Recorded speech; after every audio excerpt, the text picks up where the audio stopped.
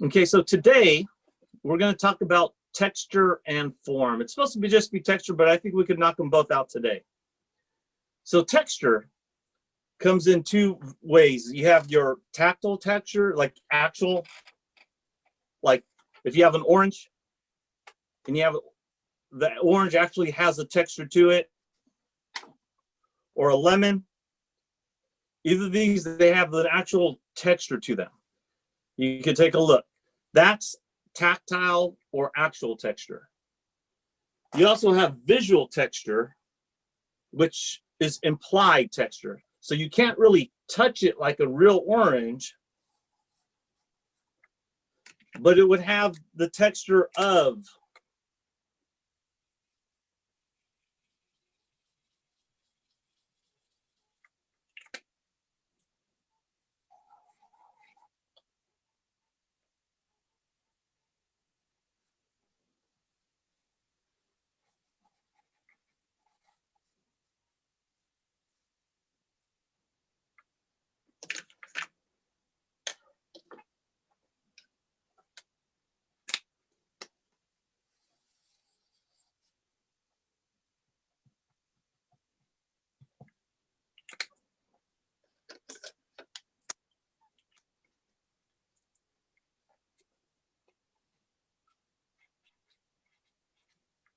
So it have texture of a real orange. So we're going to start with texture and form this week. Can we get that first slide, please, Scott? So texture and form. So if you take a look at that drawing, that's by Leonardo da Vinci, and it's a drapery study. Now, a drapery study is, I don't know if you've really looked at an object and tried to draw it. Like, just take your time. They're called studies. You're not really trying to make a character, but you're learning how to really look at an object and study it. So if you're to look at a bottle and just draw a bottle. So if you guys want to join me right now, draw a bottle for me. Any bottle that you can think of. Soda bottle. Take a moment and draw a bottle, and let's see what you come up with.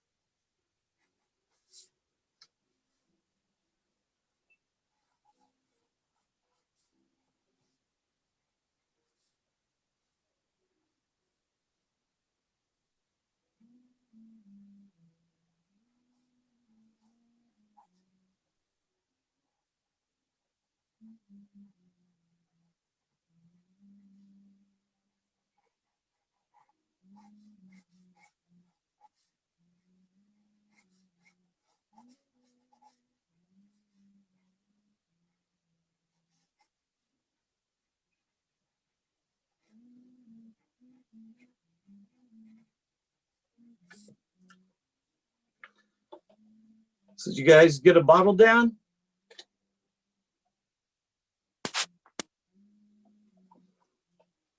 Take your time, no rush.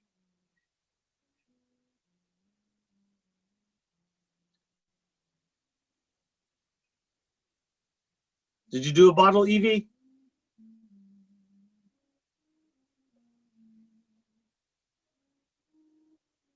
No? Yes? What about you, Soleil? Did you make a bottle? No? Okay. The reason okay, then draw something that you know. Draw a cup or a can. There's a lesson to this. Draw a cup or a can.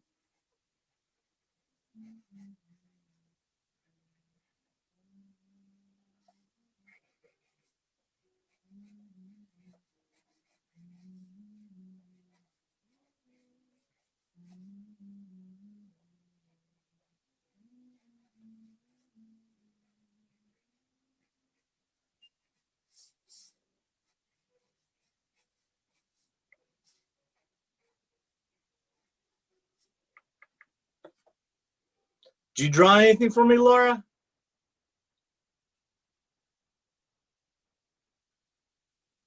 What do you got?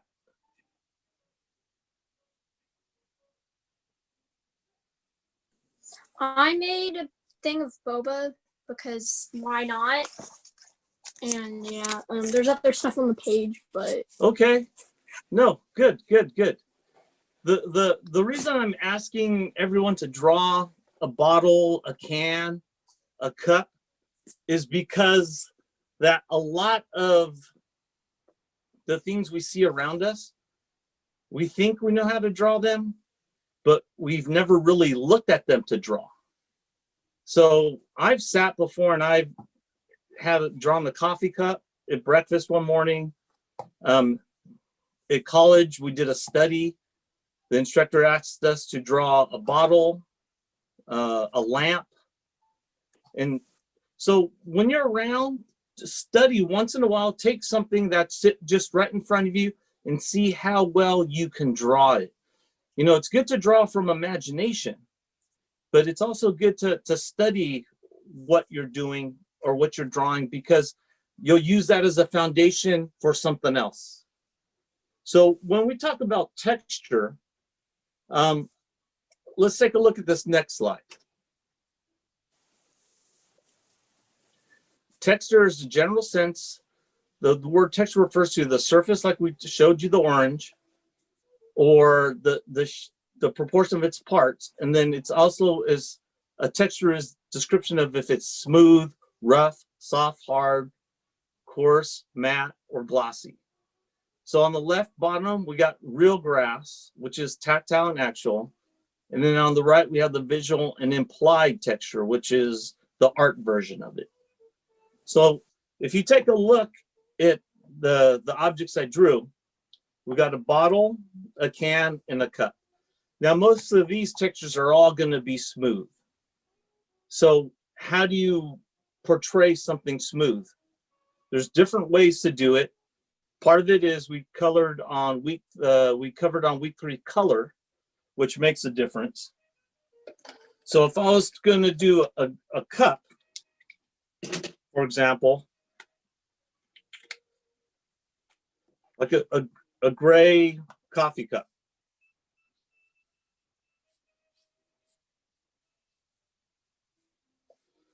I'd want that texture to be kind of smooth.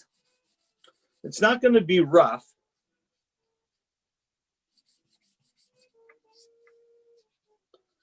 And it's going to have highlights on it, or the light reflects from it.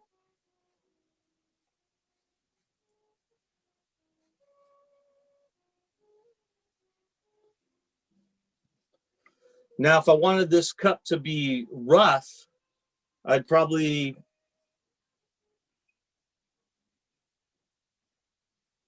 take out that highlight, tone it down, maybe even make some cracks in it. Maybe show some rubble that it's broken. Maybe even take a corner off of the edge of it.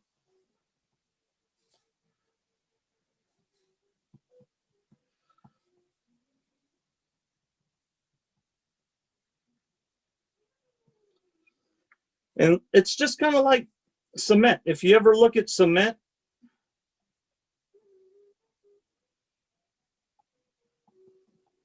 it has rocks and pebbles in it. It's got chips and cracks.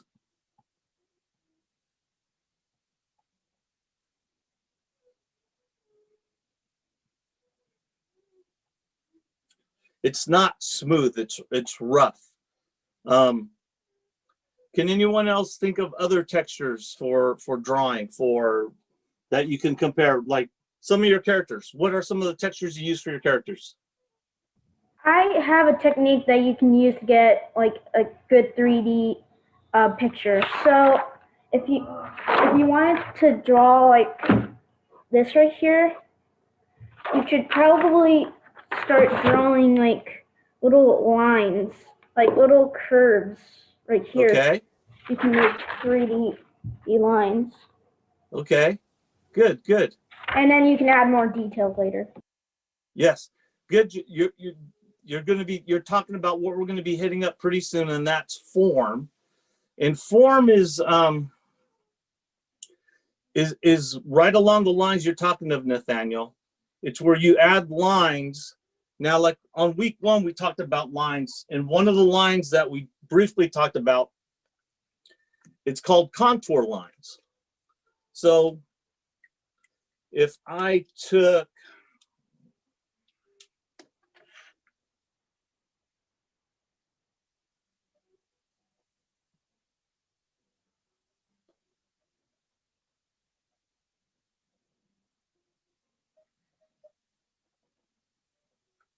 a sand glass, if I took a sand glass and then had a contour line follow the edge of that, that line would go something like this.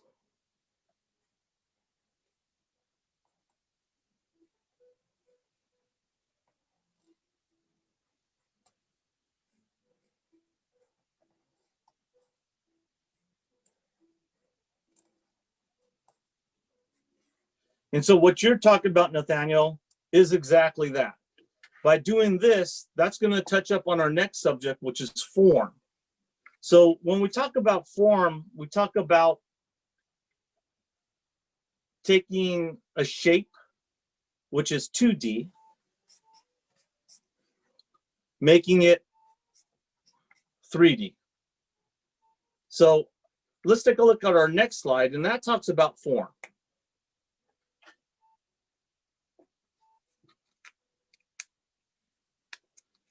Oh, excuse me, my mistake. We'll stay with this anyways. So if you take a look at the bottom left, shape is 2D, which is a flat character. So if you take a look at the Wile E. Coyote and Roadrunner cartoons, there's not too much shadowing to the characters. They're relatively flat. The backgrounds have more dimension than the characters. Now, if you take a look at 3D animation like Pixar, DreamWorks, if you take a look at that, a lot of their characters, that's all 3D. But you take a basic shape like a circle,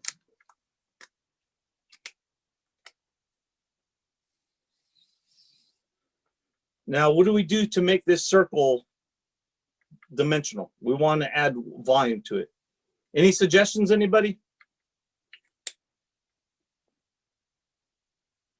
What would you do to make a circle? How do you make a circle look 3-dimensional? By adding shading. Okay, great. What kind of shading are we going to add?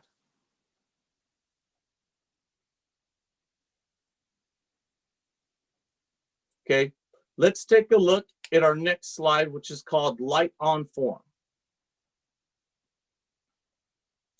Okay, so shading creates volume. It's a great way. Leonardo da Vinci called it chiaroscuro, is where you model your shape with lights and darks. So first off, we have our general shape. It's a circle. You guys can follow along with me.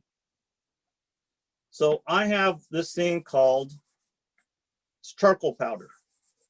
It's very messy. But the great thing about charcoal powder, it gets results real quick. So now I have a base tone for my sphere, my ball.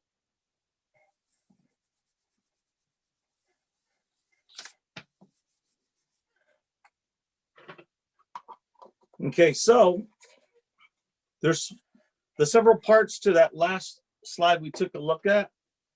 We have the center light, our highlight, halftones, core shadow, our reflective light, the occlusion light, which is the edge right at the bottom of your object, which is going to be the darkest, and then you have your cast shadow.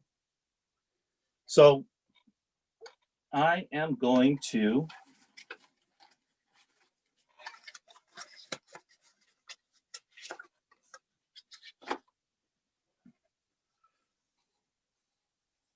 now, when you're working with charcoal, some of it you got to be careful because that powder is going to come off easy. However, the other stuff, what I'm using right here, it's compressed, which will not come off as easy. So you got to be careful on how much pressure you put on. So the first thing I'm going to do is, so if we have our light source coming from here, we're going to have our center light, we're going to have our highlight, and then we're going to have halftones between that and our core shadow. So the darkest part on the sphere is going to be this core shadow right here.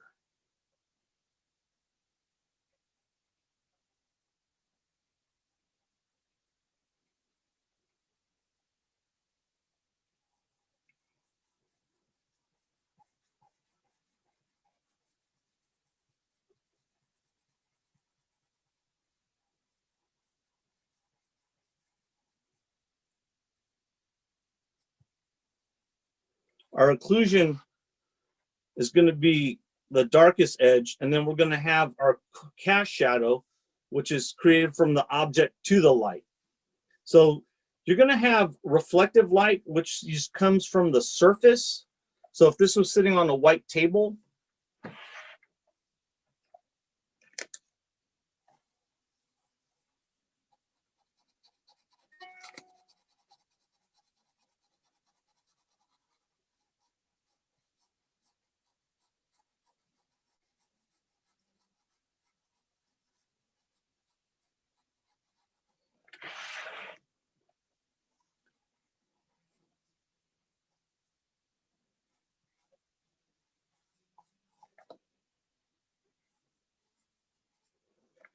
now your cast shadow is going to be darkest at the base of the wall.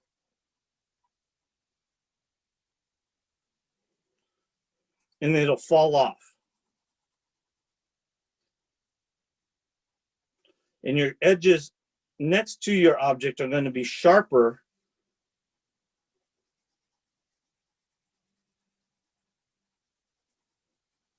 than they will be out here as the light, as it moves further away from it.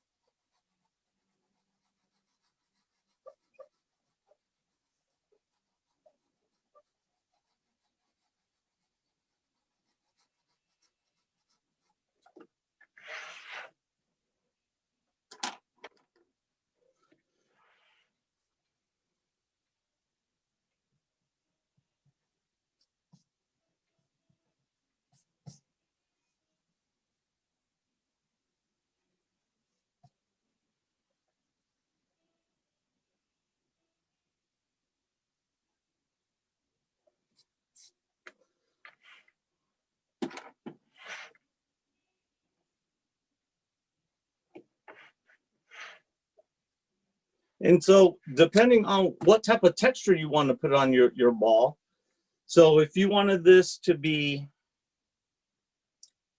a stone ball, you could put little divots in, or you can actually, if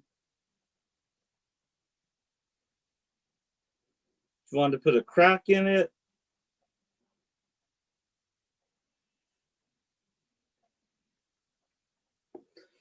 or if you wanted it to be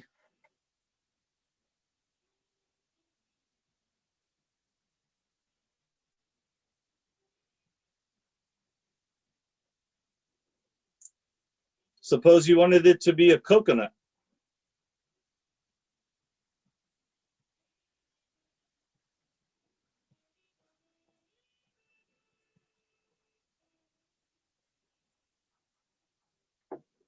You can make it whatever you want. But those are the general basic breakdowns of a shadow. But you can apply this to your characters. So if you have a character standing under a street lamp,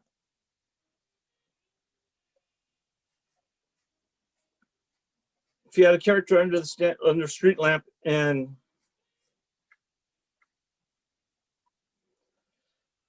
the lamp casted light to this degree,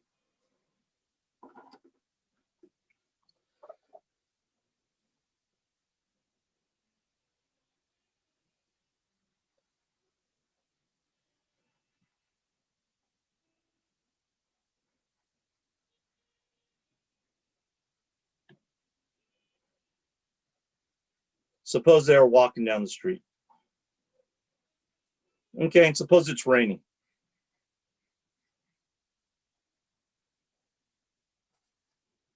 So if they were walking down the street and they had an umbrella and they were under a light post, and that was casting, the light was casting in this angle, everything from the light source to this direction would be in shadow. So his shadow would come down to approximately there. But the same principles apply with your highlight, your core shadow, your reflective shadow, and that all changes if there's color. If there's color on this, that'll change too. Anybody have any questions or comments they'd like to add?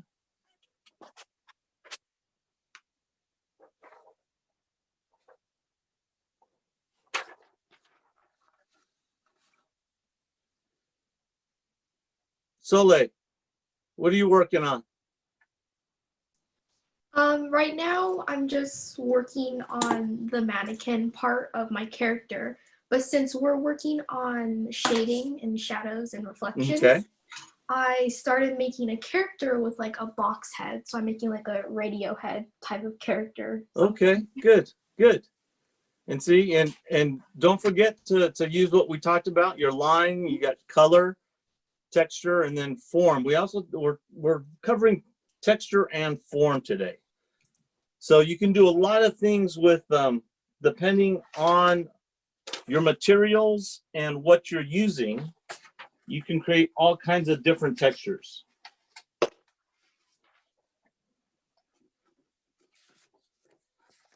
So one thing to do is you can do a quick one. I don't know if any of you have watercolored.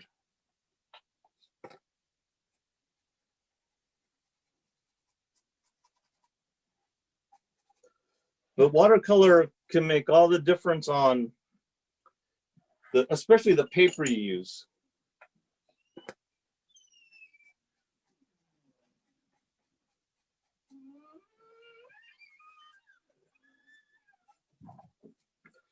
John, for watercolor, you want a stiffer paper stock, something that'll absorb the paper. You can also get specific paper specifically made for watercolor.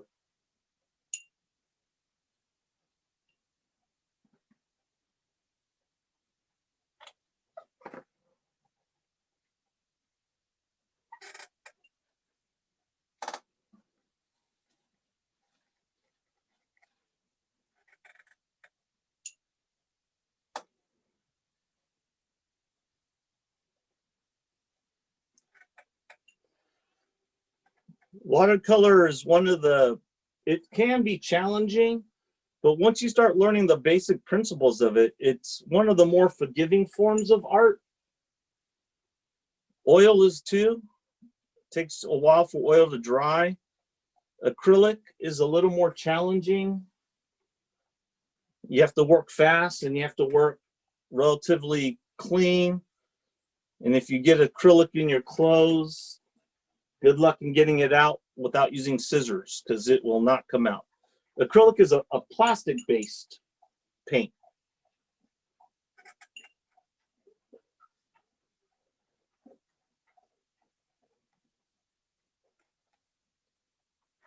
So since we're talking about texture, watercolor can give you all kinds of cool textures.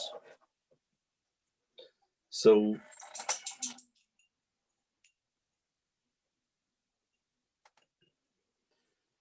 once again, like I said, depending on what medium you're using, I'll give that a little bit of a moment to dry. So in the meantime,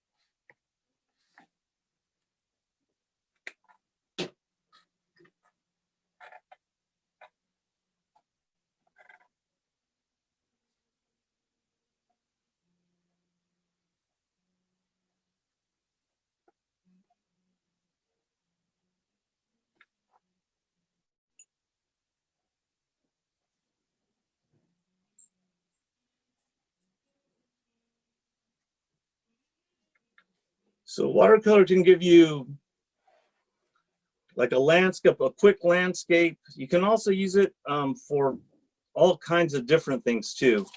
You could use it for characters. It's quick, fast, and easy. It's a good way to add form to stuff.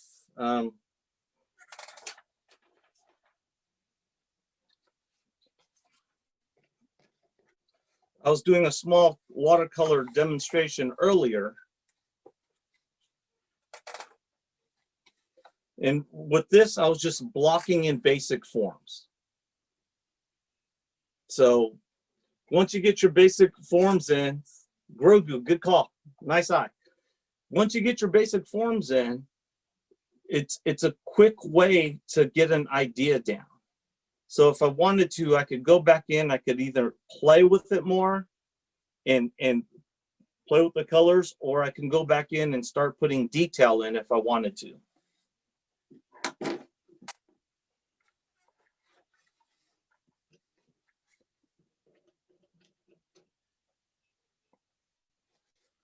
So maybe add a nose.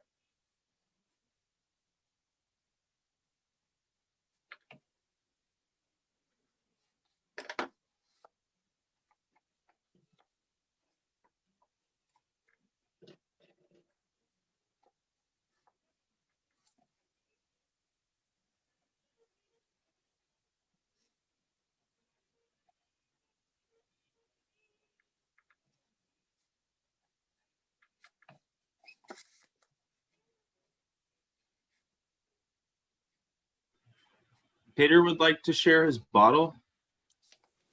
Let's see what you got. Good job. Good job. Nice shading too, because you can see you got that coarse shadow in there. And depending on the bottle too, it might have reflections of stuff around it. I like that. Good job. Is there a cast shadow for that one, Tater?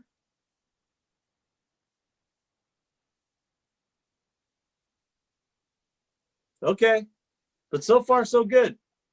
But see, like, you can take a bottle, water bottle, anything. The orange I had earlier, and if you take a look at the bottle, you see all those little highlights on the ridges. All those right there, all those little highlights.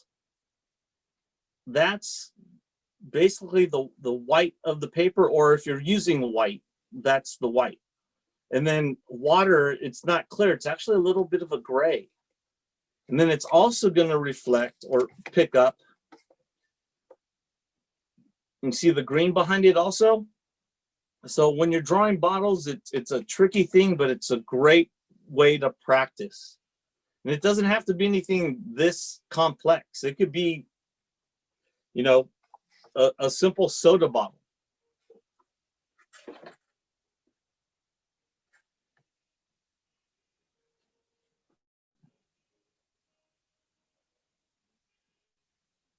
Sorry about that. Okay. Anybody else got anything they want to share for textures and forms? Yeah, I'd like to show.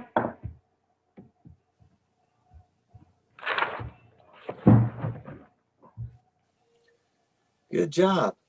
Good job. Yeah, find the other one. This is a circle, maybe. Good job. Good job. And the more you practice and the more you do, you could search online, you know, got a cube. Good, good. And see, and before on week 2, we talked about basic shapes, and those basic shapes were circles, squares, and triangles, basic shapes. So basically, when you're looking at a bottle,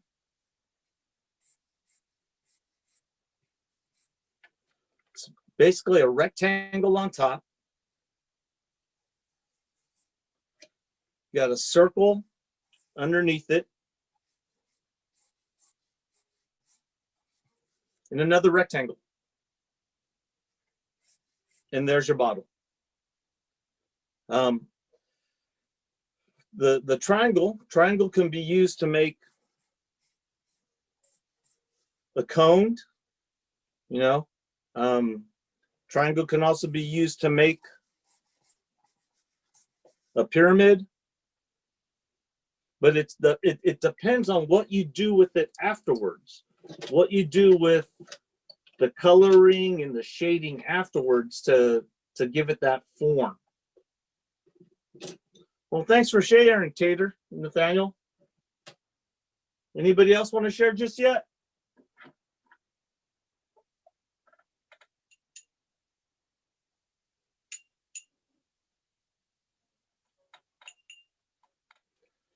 Okay, so going back to form, we got our basic shapes. Only thing between that is that form makes them 3D.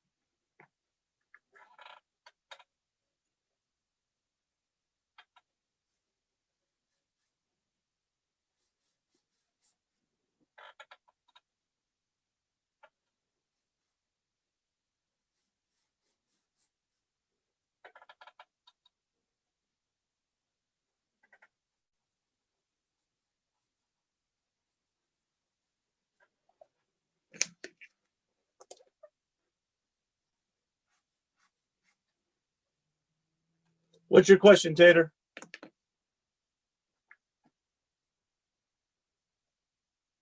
Did you have a question?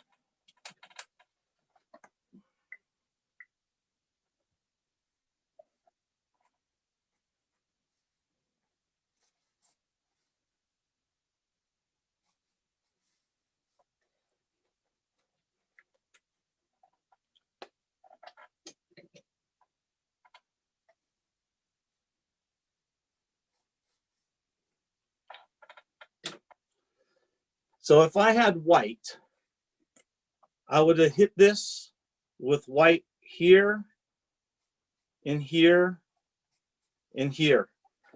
These parts is the highest edges where the light would hit. That would give me my white highlights, and that would make the picture really hit.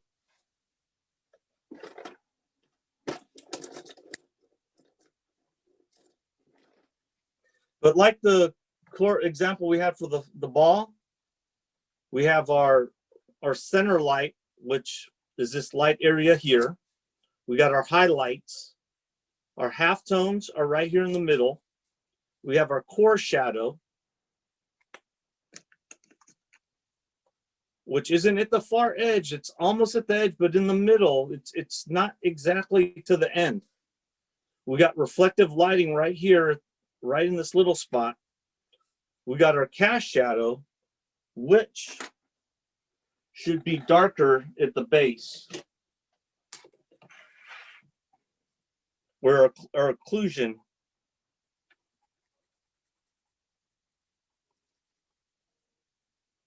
and then it comes out. And then the edges of the shadow are going to be stronger than they are. They're going to be softer out here. They're going to be sharper, closer to your object. So if you're drawing a face, Rembrandt had a specific way of drawing faces. And so if you look at someone's face, maybe have them sit under a light. That's the best way to study it, is by having them sit under a light.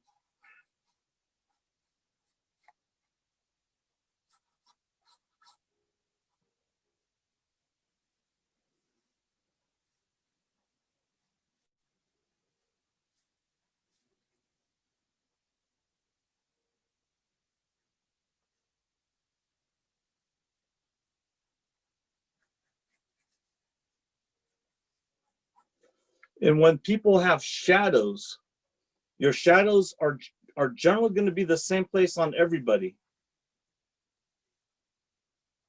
So if he had a strong light coming from here, everybody has a shadow under their nose. Everybody's going to have a shadow under their bottom lip. And then up over by your eyes, your eyebrows, you're going to have some type of shadow above your eyes. And if your light was really strong, there'd be a small triangle of light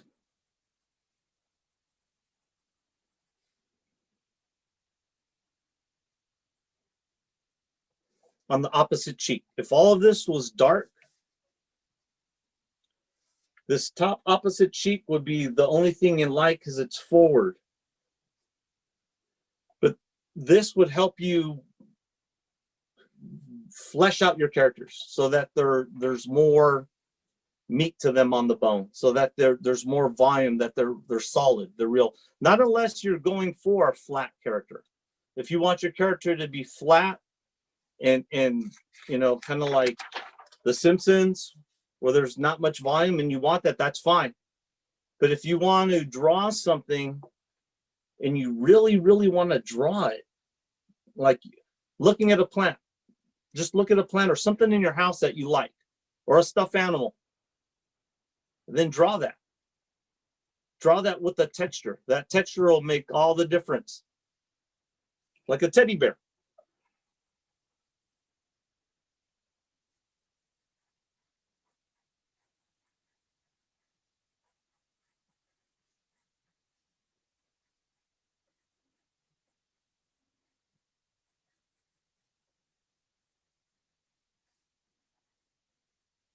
And let's give this teddy bear a bow.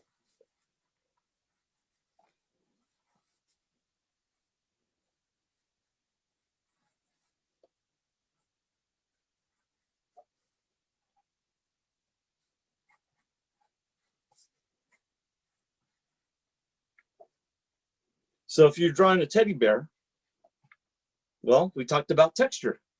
So we would add tufts of hair to make it.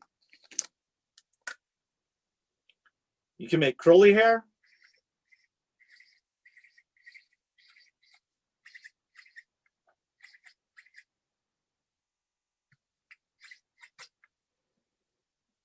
can make it shaggy.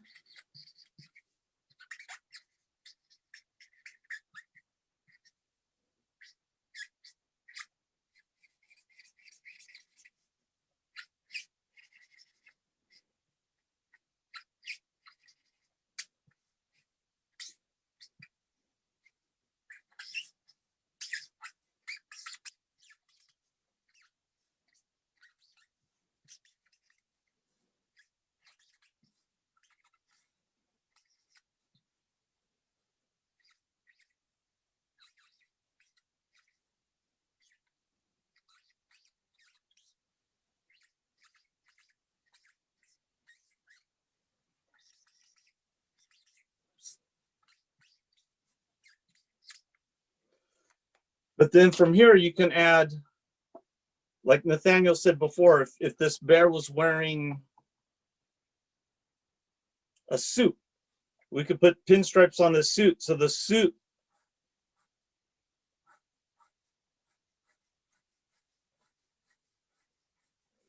that suit would show us volume. Now it's kind of rounded. Or like I said, you could do shadowing. So under the nose, generally you'll have a shadow. Under the cheeks, you'll have shadows. Under the chin, you have a shadow. And just that little bit of shadow makes it pop out. You can, storyboard artists have a way of cheating when they're doing movies. They have a way of,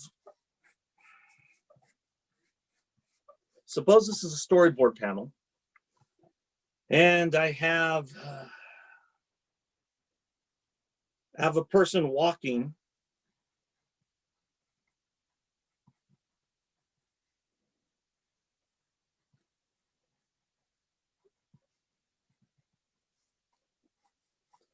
In a park. And there's someone back here sitting on a bench. There's maybe a fountain.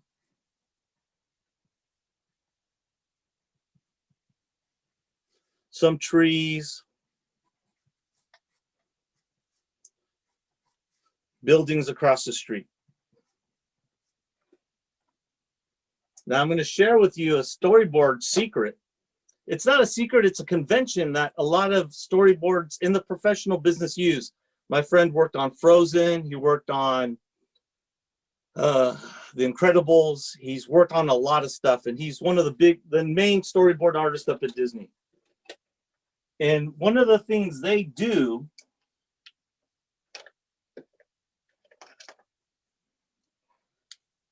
to help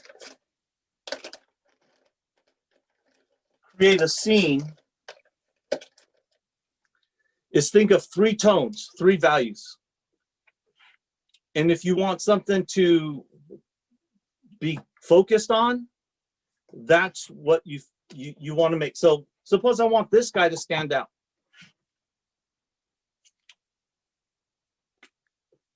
Then everything around him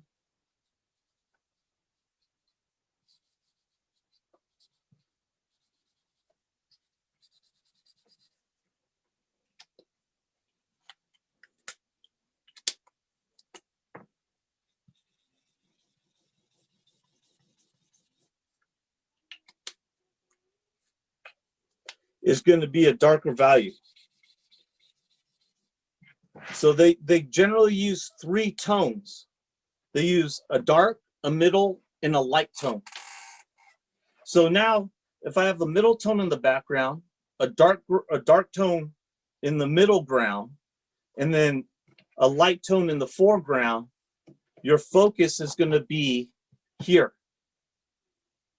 So it's something that a lot of them use, and you could do it. So try it with your drawings or your pieces, is to try different techniques for making your scene or your characters. Anybody have any questions? I know we're running out of time pretty soon.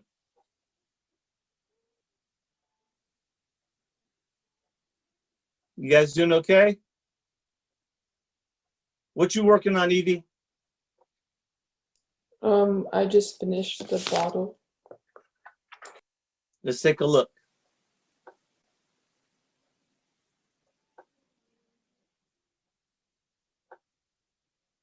Nice, nice. What I suggest, see, very good. Your perspective is very good. Now, here's another thing. It's a little more advanced, but it has a lot to do with the bottle.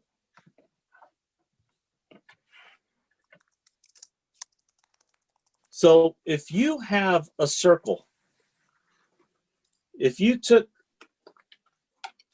the bottom of this bottle and you looked at it straight on, it's a circle. If you take a look at the bottom of a bottle, it's just a circle. Now, if you hold it sideways, that circle is just a line because you're looking at it from the side. Now, if you can understand this concept, this will save you a lot of trouble in doing perspective with circles. So you're looking at it sideways. Right now, you're looking at just the side. But as this bottle moves up, you start seeing the bottom of it. So as this bottle starts going up, and as it starts going down, it'll keep going and it will change its angle until it's completely above you, and it will look like a complete circle because then you'll be looking at it from the bottom. So when you look at your bottle,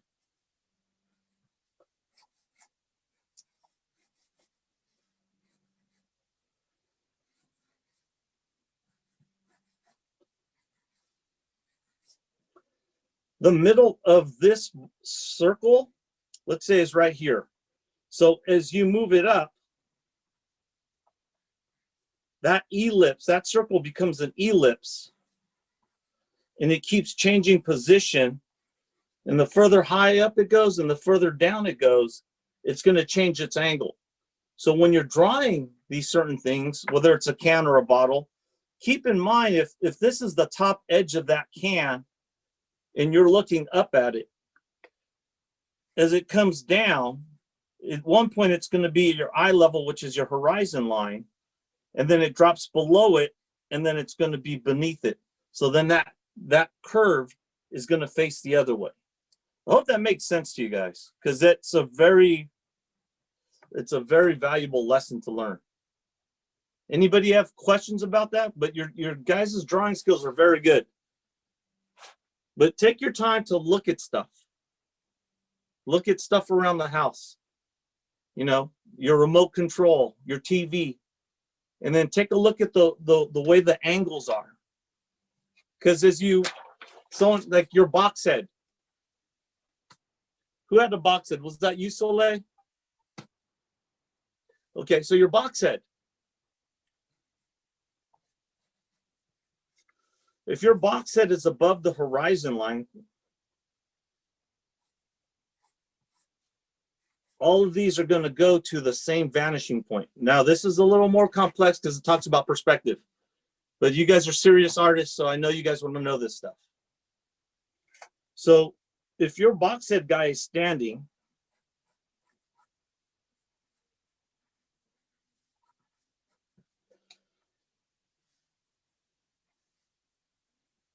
his box is going to go to a vanishing point on the horizon line. The horizon line is where your eye is at.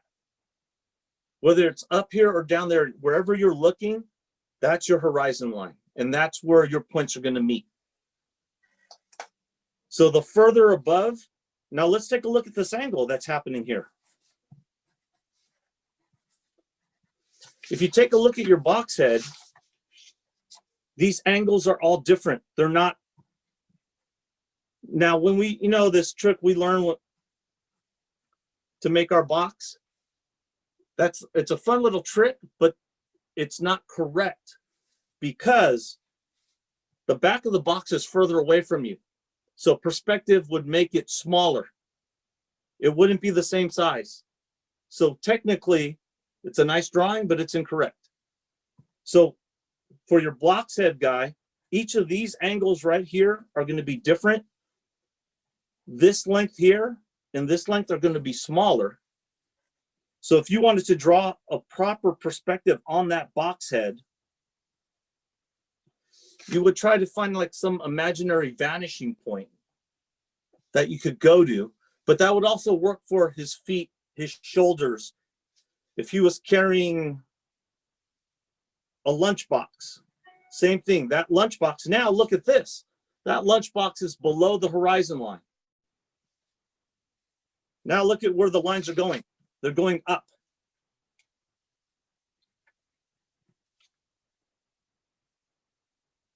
So this is, it's a little heavy, but I figured you guys can handle it because I'm looking at your drawings and they're all pretty sophisticated. They're not pretty basic. We're running out of time, guys. Any questions before we leave today? There was a question. Are you from Hawaii? I am from Hawaii. Are you from Hawaii? Soleil? I have family who's from Guam, but not from Hawaii. Oh, very close as far as cultures and the whole aloha thing. Yeah, Anybody here been to Hawaii? Our whole our mom's side of the family is all from Hawaii. Oh, okay. Our grandma lives in Hawaii right now. Oh, nice. See, when I go back home to Hawaii and visit the family, I'll take my sketchbook, I go to the beach, and I draw. I created some postcards from some of the paintings I've done. But who has a sketchbook? I hope everyone has a sketchbook. Good, Evie. I hope everybody has a sketchbook. Because that is, some people have a diary, and to me, it's like a visual diary. You can write notes on it if you're feeling kind of cruddy or if you're feeling happy. You can write how you feel. You can draw how you feel. It's like a visual journal. You know, it's notebooks can be very personal. Well, our time is almost up, folks. You guys want to give me anything or ask me anything or have anything to share with everyone? Soleil? So I'm still in progress of my box head, but it turned out to be a TV head. So I'm working on my TV head. That looks good. Thank you. And you got some texture in there. You got some cracking on the glass. You got, I like the pose. Thank you. I like the pose. The pose is very dynamic. It's not just straight up and down like a mannequin. Thank you. So let me share something to you about poses real quick. So if you stand like your box head character with one hand on your hip,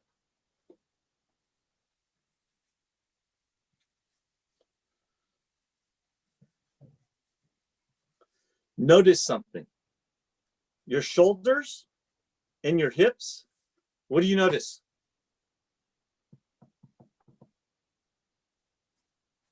They're always going to be in opposite angles. And the reason being is your weight is on this leg.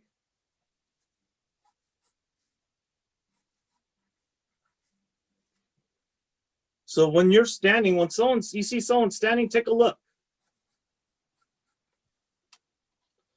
Their shoulders and hips are always going to be opposite.